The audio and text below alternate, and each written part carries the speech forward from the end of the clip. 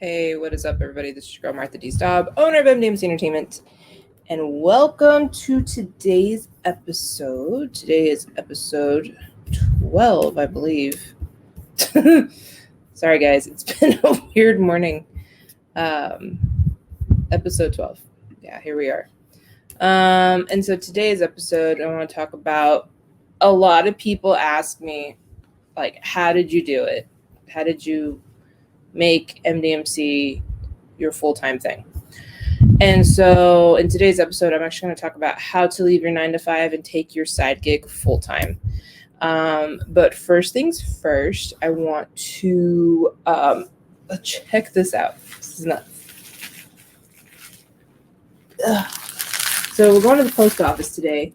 This is all shirts. Thank you, guys. I'm obviously not going to show who ordered what, but thank you to everyone who is still ordering shirts, because I have not hyped it in a while because we've been so busy with other things. We just opened up another service that we're offering to clients right now that we're still getting up and running. I will not disclose what that is just yet until we are ready to go. But so we've been busy, and of course, I have not promoted this at all. And people, like, out of nowhere, people I didn't think would be buyers are buying our shirts. I got an order for both shirts, and I was like, oh my God, you dropped like that much on that? That's crazy. So I'm so happy. Thank you. And obviously, I didn't mass produce a lot of these shirts. And so right now they're at the website for $30 free shipping. Because I didn't think I needed a bunch on hand. I really thought I was I made a few at the beginning. I gave out to people that I just love and respect. And I was like, you've been a supporter of this. I appreciate you. Here's a shirt. So I only did like a few of those, and the rest, were just orders. And so what I do is I have a printer that just, they'll print whatever amount you give them. So I've been doing small orders, like, all right, I got to order here. And so they've been doing that. So I haven't mass produced a lot, but I think I'm going to need to here soon. Just because it's just getting to be insane. And we are hitting the Comic-Con road here soon. So I'm excited, but I'll talk about that next month because I'm actually, let me think. Yeah, I'll talk about it on the episode of the 29th. Yeah, we'll talk about where we're headed and what we're doing and kind of what's going on. But yeah, so thank you to everybody who's still ordering shirts. I appreciate it so much. Yeah. For announcements this weekend, if you are in the LA area, we are actually doing not me. It's actually a lot of us. Let me see here. Let me pull up the flyer real quick. So if you're in the LA area and you are a big Power Rangers fan, you can definitely come by on Saturday. The signing starts at noon, and we have a whole bunch of Rangers going. Actually, this was put on, and it just helped by giving my Ranger. That's pretty much all I did. I didn't even do this, but it's in association with Fats Collectibles and Studio 43. And that is a signing with Philip Jean Marie, Roger Velasco, Christopher Kamenly, Rory D. Travis. I'm sorry, Rory. I've hung out with Rory. Sorry. William Schufelt and Dwayne Cameron. And we are doing this signing at Saturday, July 17th at noon in La Alhambra, 301 East Imperial Highway. So go check that out at Fat Collectibles. They're signing probably until the last fan signings. That last fan standing. Sorry, guys. And so they're going to be signing. We're expecting a lot of people to come through and say hi to everybody and to just have a good time. So that, and I know there's probably going to be more things coming up here soon. So yeah, I'm really excited to hang out with those guys. And then not in any association to what we do, but Simi Valley Comic-Con will be happening the following day up in Simi Valley. So if you want to go check that out, that's actually put on by Power Rangers, Power Morphicon promoter Scott Zillner, and he is bringing in a lot of people. So if you guys don't have plans this weekend, go check that out. And then next weekend, MDMC should be making an announcement next week or this week about what's happening next weekend. So there's a lot going on, lots of moving pieces. I think that's it for announcements. Let's get right on into today's topic. All right. So how did I do it? I get a lot of people that I meet don't understand that MDMC entertainment is 100% my job. Like, I no longer have a 9-to-5. I no longer have a blanket of a safety net, if you will, of anything. That's just it. This is me. And so my 9-to-5 is now my company. And the thing is that when you own a company, it isn't like if you saw the episode last 2 weeks ago with Roger, when you're an entrepreneur, you are on all the time. It does not matter what's going on. You are just on. And yeah, that's the life. That's the life we chose because there is no safety net. And now with, having to depend on yourself to feed yourself, it's a whole other ball game. So it's something that I feel is something that I cannot just, oh man, it's crazy. I don't know how I got here. Well, I know how I got here, but it's a different world when you have to depend on yourself, and you have to depend on yourself to feed yourself and to make sure the business is coming through. And so when people say they want to be an entrepreneur and they want to, ditch their 9-to-5, a couple questions I have is like, are you ready for that? Are you financially ready to depend on that? And a lot of people are like, well, no. And I said, well, you can't leave your 9-to-5. How are you going to pay your bills? How are you going to pay your rent? Especially in California, like, rent here is like $2,000. I tell people, I said, have a plan ready. So I'll take you back to my personal journey and I'll give you the tips along the way. So when I moved to San Diego, I moved out here in 2012, and I had just finished my first year of being an editor at the Roswell Daily Record in Roswell, New Mexico. Yes, the infamous paper that reported on the UFO crash of 1947. I worked there, and I actually have a cup that has that front page on it. So I worked there as an editor, and, it was fun-ish.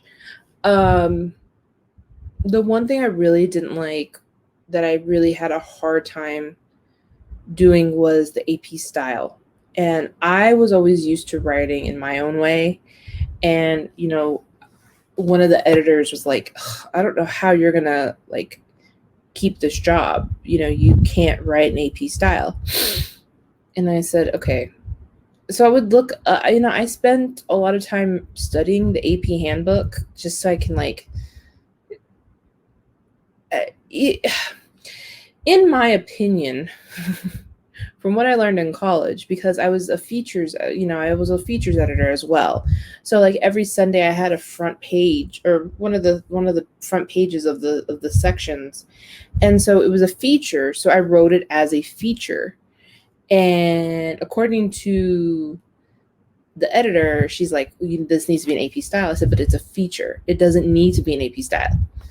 And there was a lot of a lot of headway there. And I remember thinking, I was like, how, because I knew I was moving to California. I said, how am I going to survive in California if I can't write an AP style? Like, how am I supposed to go to another newspaper? And I had a very tough time with that aspect of the job. The other aspect was I really did enjoy the creative aspect, because what I did with that paper was, it was a blank. You've seen a newspaper. It's blank. There's nothing there. A couple of pictures taken by the photographer, and then that's pretty much it. And I had full reign on what I could put on my pages. So I went nuts, and I put all kinds of crazy colors and designs. It looked like magazine covers. Like, I was over the moon as to how pretty my pages kept coming out, and they became hits. And like every Sunday it became an anticipated thing. Like, oh, what's the editor going to do this weekend? And so it started to become a thing. And I was really, really excited about what I created. I loved it. And I loved interviewing people and talking to them and writing out, telling their stories. And I was doing it in the written form.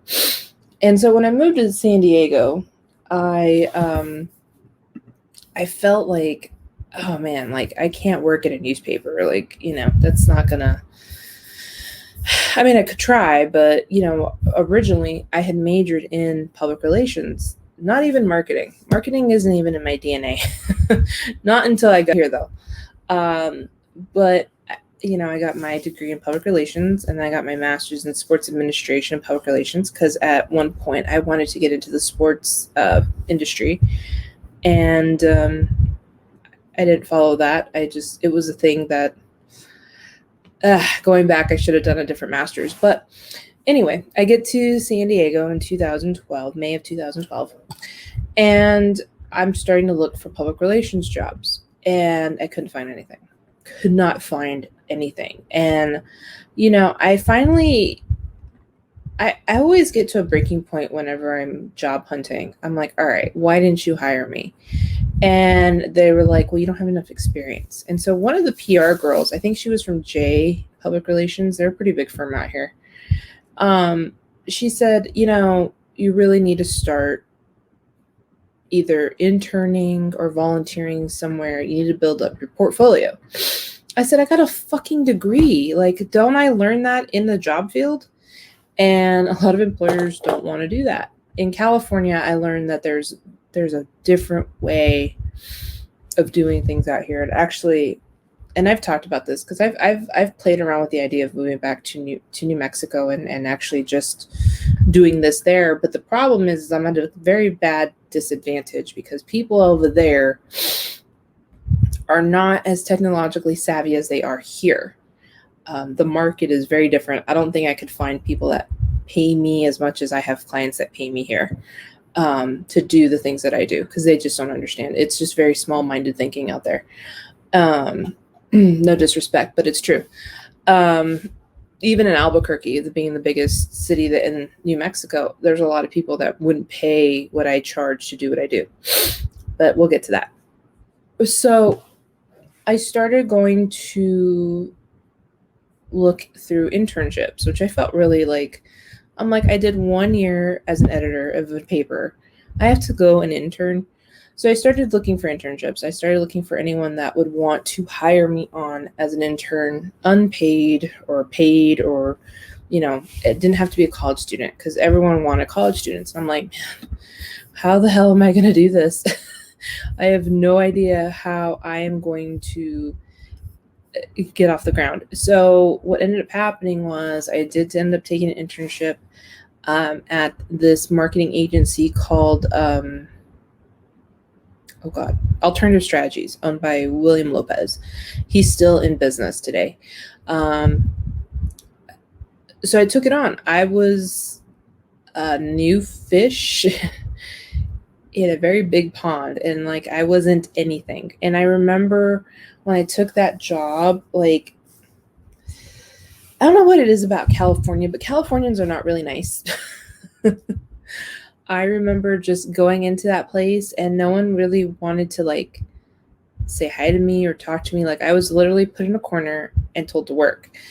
And the rest of the staff, like, I wanted to like start to get to know these guys and to see like how do they work, like, you know. And I tried talking to people and they weren't into it. And I was like, damn, like, you know, I've never fit in all of my life. I've never fit in anywhere. I have always known that I never was to be fit in any box, because almost from the beginning of life, I knew that I just was different. And so I just went into that job and did it. I put in, you know, I went in at 10, left at 3, and I was there Tuesday, Wednesday, Thursday. And I took in everything that I could with this internship. And when it finally came to the point, you know, the owner was like, you know, let's see how you do this semester, and then maybe we can hire you on. And I was like, all right, great. So I did this job. I started in September. I left in December. I had a conversation with him in around November timeframe. And I said, hey, you know, we've picked up all these new clients. You know, can we possibly have that conversation of, you know, hire me on? And he said, no. He said, at this point, I'm at max capacity for all of my employees. It does not look like we'll hire you. But, you know, he's like, I understand Christmas is around the corner and the New Year's about to hit. You know, you can stay here. He's like, I appreciate everything you're doing. You can stay here until you get a job. And I said, okay. He says, but you're not going to be fired. You know, you're not going to be hired full-time here. And so I had to really, because at this point, this is where I kind of got into trouble with credit cards and things like that, because I didn't have a job. And my husband was in the military, and it was an unpaid internship. And so I had a credit card that I was using specifically just for gas. And if you know San Diego and you live in North County, you know you have about 3 round trips before you got to fill up. And at that point, I had the SUV. So that was, you know, about $60 worth of gas a week. So I went through that card pretty quickly. And I was like, we're going to be in trouble if I can't figure out how to, you know, I need to get a job here soon. And so I didn't have a lot of time to pick something. I just went on to Craigslist and started looking for a job. I found a job in the remodeling industry with a company in Poway, and I applied, not knowing anything about remodeling or anything like that. I mean, I knew about craftsmanship and like woodworking because my dad was a woodworker. He worked for the Department of the Interior, but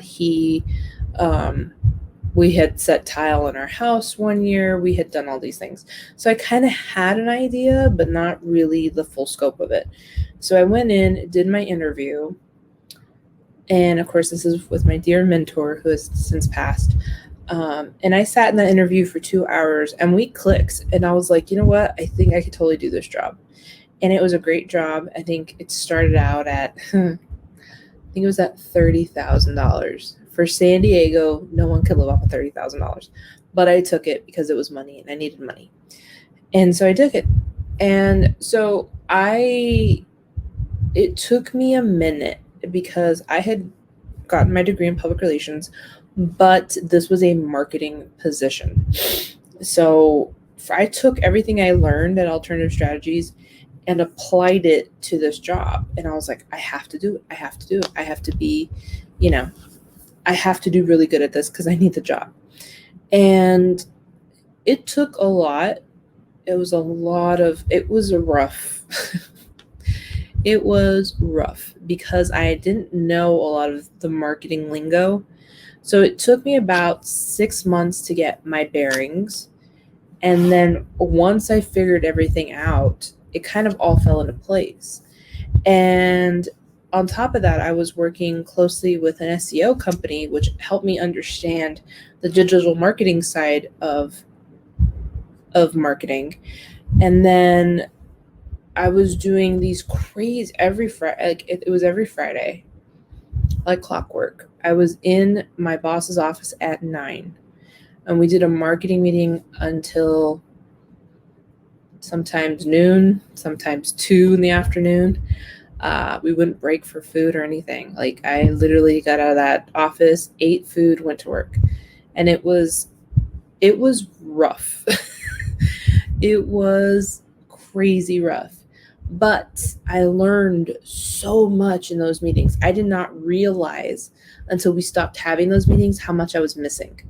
And I was like, it was the university that I needed, that I didn't know I needed. And I flourished. I mean, let me tell you, I think it was about 2 years in. No, about a year in, because I went to Comic-Con the year after. Being at this job was tough, but I was learning a lot about marketing, social media, content creation, email marketing, website design. I was learning all that stuff. And I sat there when I went to Comic-Con that following year after I had moved there. So it was about, I'm trying to think, how long was I in that job for? I was probably in that job for about 6 months. And I said, you know what? I think it's time for me to really look into marketing for other industries. And that's when Comic-Con came around. And I saw that, the big networks, CBS, Disney, Fox, Warner Brothers. Warner Brothers had the biggest booth. It also had the Supernatural guys, because they're produced out of Warner Brothers. I was like, Warner Brothers was the one that caught my eye the most. And the second Comic-Con was over, I went home and I looked at their websites and I looked for their jobs, and I saw marketing jobs open, and I was like, this is what I need to do. And so I sat there for a minute. I'm like, all right, let's put Martha in a box for a minute. Martha is she was an editor for a newspaper, and she works for a remodeling company. She did a 3-month stint at a marketing agency. And looking at these 3 things, I'm like, I am not qualified to work at Warner Brothers or Disney or anywhere else. And I'm like, you look at these 3 and you're like, how do I change this? And I sat there and I'm like, how do I do this? And I said, you know what? What would be really cool is if I start working with people in this industry so that I can start building that up. And so what ended up happening was I actually started to write my blog on entertainment. And I said, all right, if I have a blog and it's successful and I have people that want me to review specific things, like how do bloggers stand out? So I thought, all right, I'm going to be a blogger. So I started a blog under a fictitious name, fictitious picture, everything. And I started to write about different things in entertainment. That was the linchpin that started everything to MDMC today. I was writing one day. I had seen that a Star Trek actor that I was following was on social media. So I started talking to him in the comments. I was like, oh yeah, this is dope. This is this. And he had a project that he was working on. And I said, you know what? Let me write about this in the blog. So I started writing about it in the blog. And I was writing, probably about at least once a week. Because I remember telling my husband, I said, I need to go do more things so I have more content to write. And so that's kind of where we started this Comic-Con tour in the LA area. And that's how we kind of got to meet people and stuff. And so I started writing this blog. I wrote about this actor. The actor actually reached out to me and said, hey, this is a really good blog. Thanks so much. And I'm like, he's like, where are you out of? And I said, I'm in San Diego. And he's like, what do you do? What's your full-time job? And I said, well, I'm a marketing coordinator for, a small family-owned business. And he's like, that's so cool. And he's like, so you do like marketing stuff? I was like, yeah. And he says, I need help with my Facebook page. Would you be willing to help me? And I was like, yeah. And we didn't discuss pay. We didn't do any of that. I did it for free. And I was like, this is what I need. This is the foot in the door that I need. And sure enough, I got access to his social media. We started doing all kinds of things. And then I met him at Comic-Con the following year with Rod Roddenberry, Gene Roddenberry's son. He had a movie out called Trek Nation. And then when we've actually met in person, he's like, hey, can you do this? Can you do that? I'm like, yeah. I went to the panels. Got all kinds of content for social media. I started to become like a known friend. And then the following year, he actually stayed at my house for Comic-Con, which is crazy. I cannot believe I had someone from Star Trek in my house. But that's really what started it. And he was like, hey, we need help with this movie.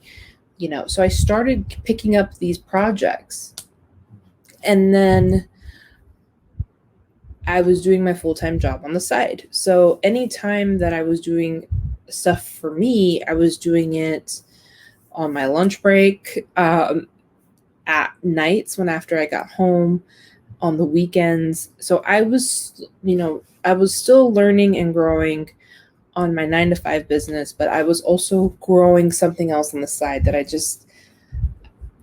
I was like, holy crap, I'm doing it. Like, I'll be hired at Warner Brothers in no time.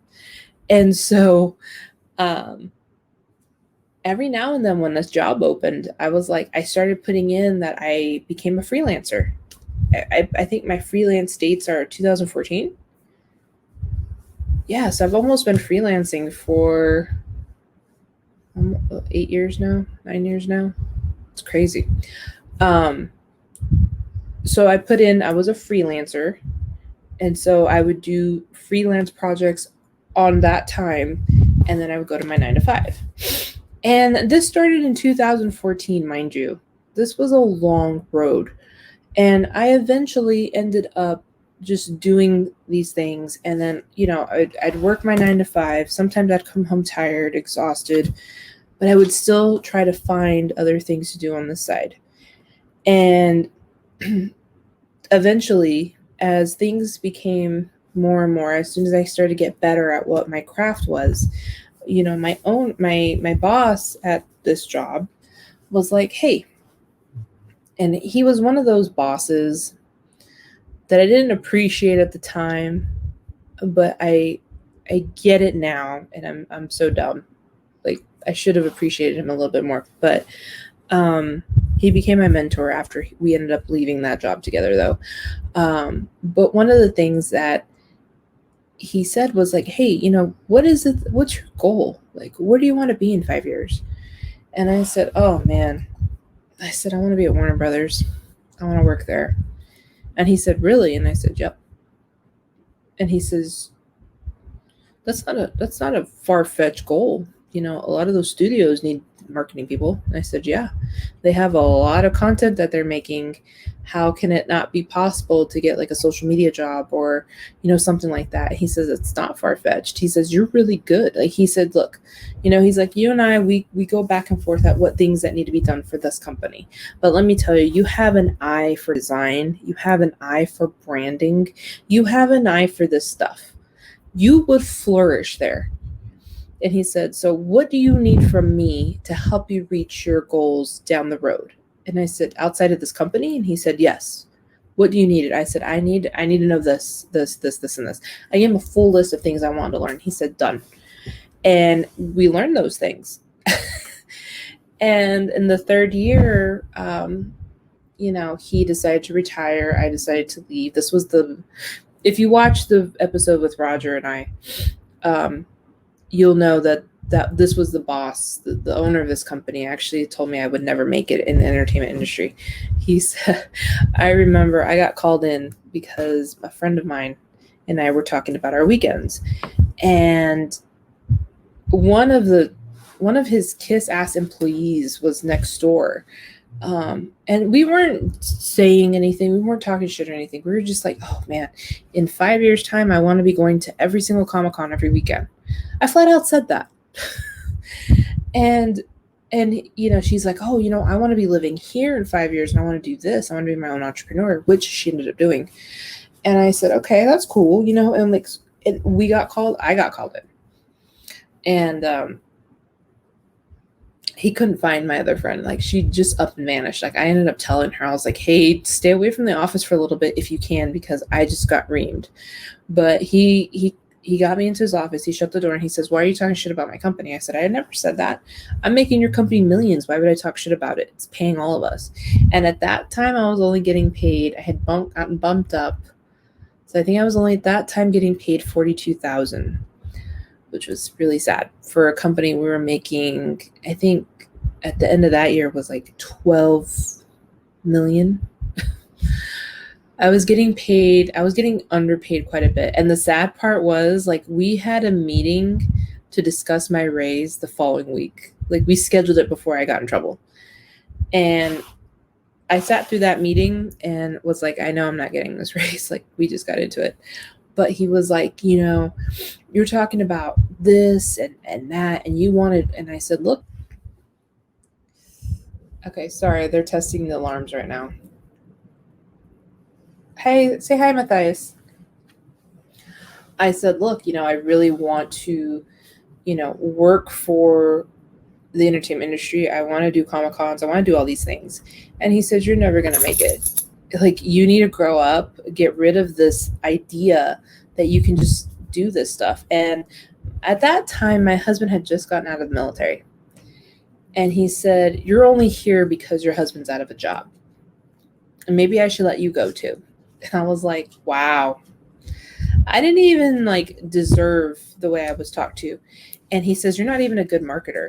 But literally no owner of any company should ever tell their employee, oh, it's because you don't have, your husband's unemployed, and which wasn't the case. He was working. This owner knew nothing about my personal life, but I mean, he flat out just said, you're never going to make it. You need to grow up, get over this. You're never going to make it in Hollywood. Whatever. I ended up quitting. But it's things like that said, oh, hell yes, I can. And so I actually ended up leaving that job, and I said, you know what, I'm going to end up doing this. This is going to be, I put in more time to my side stuff. And so I left that job, went to another job, and was doing fantastic things for those guys as well. And at the same time, I was continuing to build my side.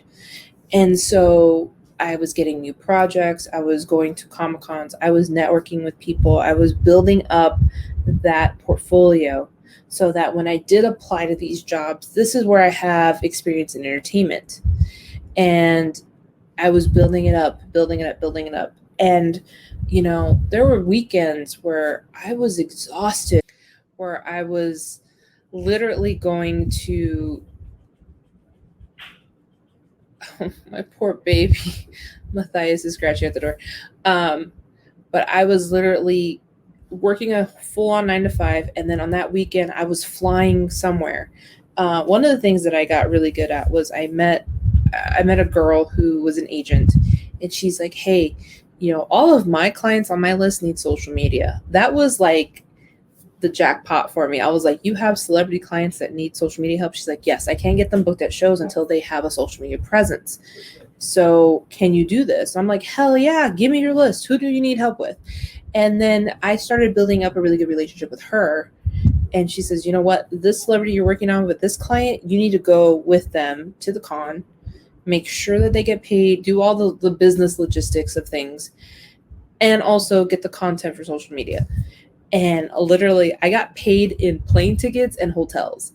I said, look, the only way this is going to work is if I have to be back by Monday. Like, I have to fly out Friday night or on a Friday. I can probably take a Friday off if I need to, but more than likely get me a plane after 5 p.m. on Friday and get me back by Sunday.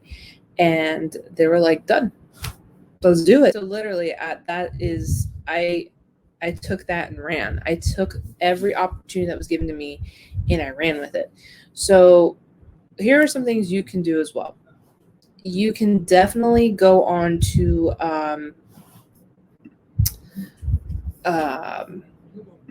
Upwork and any other freelance sites out there that you can build up your portfolio, you can put out your resume, and you can actually start looking for jobs that people are looking for. So that way you can start building up and actually get paid for some of these jobs. So like, let's say you're a photographer or, a graphic design artist or, things like that. You can go onto these freelance websites and start looking for gigs that will pay you. If you don't have an outlet, because I know there's a lot of places, like luckily for me, I was in California and I'm SoCal, so I have literally the abundance, the cornucopia of things that happen here, people that are willing to pay for services, things like that.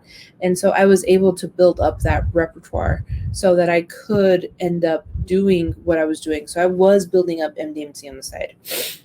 When things completely flipped on its head in 2018, at the end of 2018, I had unceremoniously been let go of a job. And it was the most gut-wrenching thing that could have ever happened to me. And one of the things that a Power Ranger spouse actually hit me up, because I had traveled with these guys to a show, and they said, maybe it's time MDMC takes off on its own. And I told him, I said, I can't dedicate my time to my business. I got to get a job. I need money for a business. I need my business licenses. I need this. I need that. Like, how in the hell do you expect me to do this? He says, you got to figure it out. But I think it's time MDMC goes full time. And I said, that's great, but I can't do it right now. I got to get a job. And so I abandoned that idea for 3 months. And then I was like, okay, it's time to go full time. But what ended up happening was I was going to these job interviews. I was really putting myself out there. I was trying to be, and if you know me personally or you don't, we have all at one point have been pushed in a box and have been told to act a certain way and do certain things. And I feel like we have all been conditioned to fit into a specific box. And when it comes to boxes, I don't do well in them. I never have. I have never liked being told what to do, when to do it, what time to do it. I don't like any of that shit. And so I had to, when I was job hunting, I had to pretend I was great in these boxes. And, a lot of people said, you're really good at what you do. You have a great resume. You have a great portfolio, but you're just not the fit. And I could never understand what that meant. Like, what do you mean I'm not the fit? And they're like, oh, well, we're going in another direction. I'm like, what does that mean? Like, what direction are we moving to? I'll move in that direction with you. And it didn't matter. I just was not fitting in where I needed to be in. And so, I was like, what the hell with this? I'm done.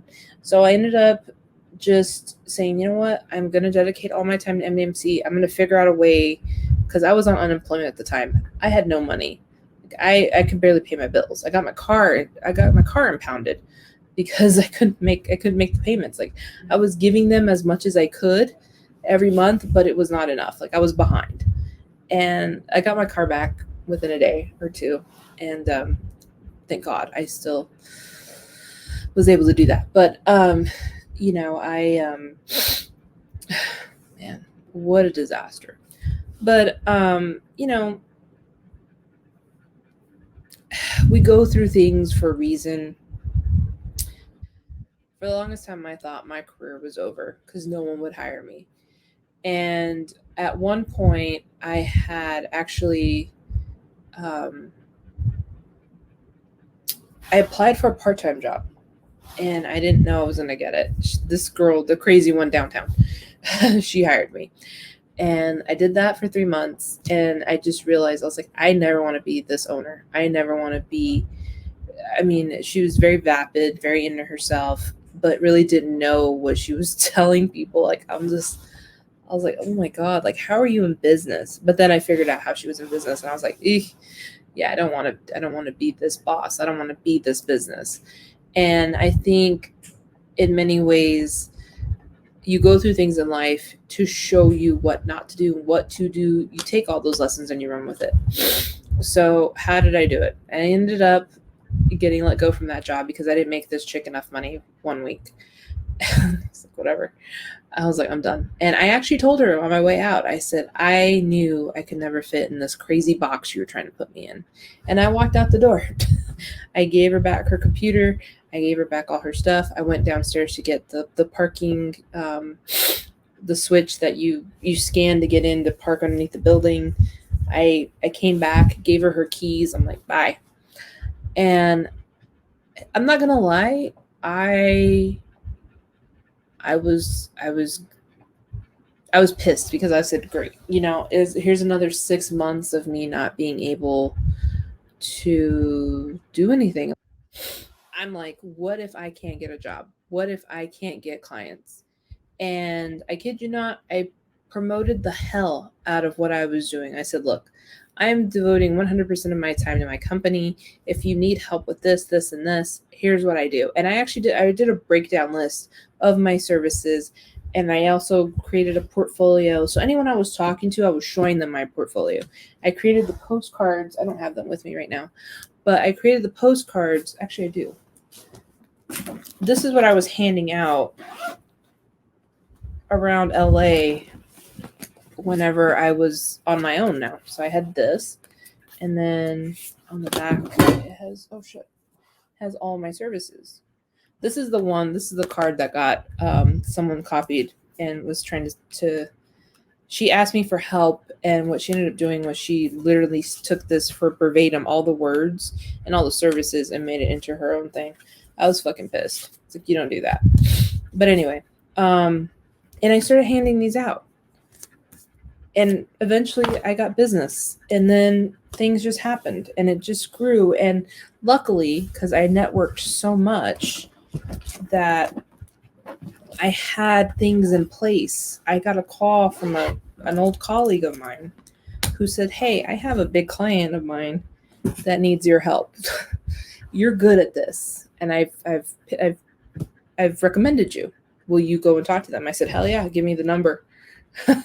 I got on the phone with somebody, I emailed people, and I said, this is what we need to do. And I went interviewed with them in person, and then ended up getting it. And then this is now my student. Thank God, knock on all the wood, that this is the job that, the biggest client that keeps our lights on, keeps the alarms running, and keeps the roof over my head.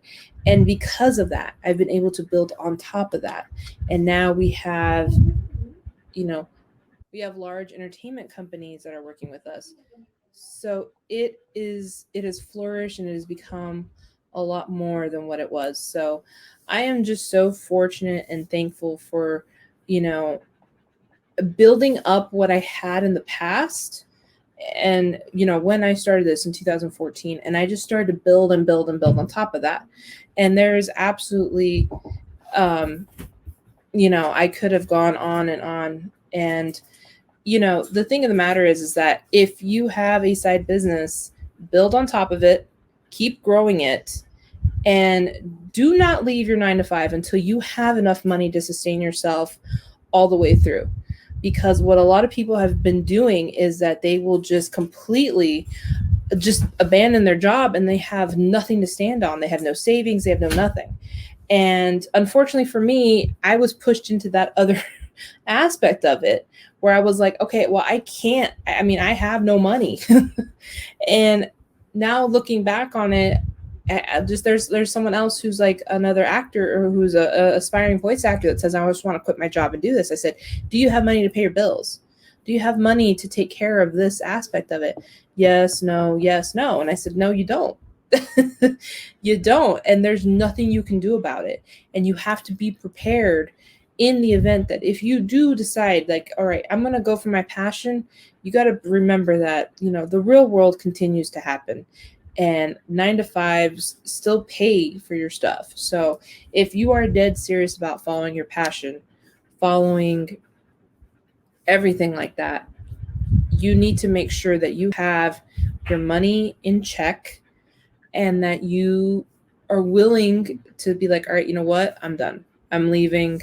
That's it. And you can go off and pursue that dream, but don't do it until you have enough to sustain yourself. Money comes and goes, but you have to make sure that your clientele will stay. So I hope you guys took a lot of what I had to say. Really start looking into those freelancing gigs, really start building up your portfolio, and build it up before you leave your job. Build up your money, start saving your money if you're really serious about quitting your 9 to 5 before you do that, and then start investing it. One thing I wish I had done was I wish I had started investing into the business while I still had a 9 to 5. And I messed up royally because the rug was pulled underneath for me. I wasn't prepared for that. So I hope you guys enjoyed today's episode. Again, sorry for the interruptions. And we hope to see you. The next show will be on the 29th. On the 29th, I'll go in deeper about what shows we're about to hit, what we're doing, things like that. Because we're hitting the road here soon. And yeah, I'm really excited to see people and get back on the Comic-Con scene again and start doing these videos of us on the road. Really missed that. I really missed showing you videos of at the airport and, getting to the hotels and the shows and seeing the cities that we were in. I missed that a lot. So I'm so excited. Thank you again for joining.